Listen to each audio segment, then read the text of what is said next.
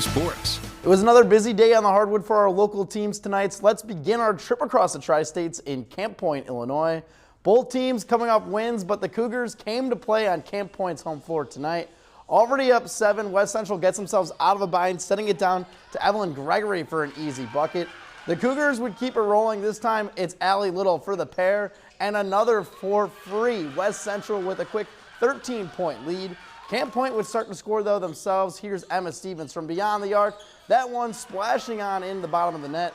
That must have been the sweet spot because Gwen Houston takes the same shot and buries the tray ball. However, West Central wasn't giving up their lead that easily. Little again in the paint, adding another 2 to her resume.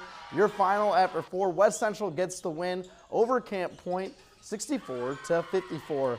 Let's keep it moving with our girls basketball highlights. Liberty hosting Pittsfield. In the fourth quarter, Eags with a big lead, and it would grow right here thanks to some nice rebounding to secure the second chance points.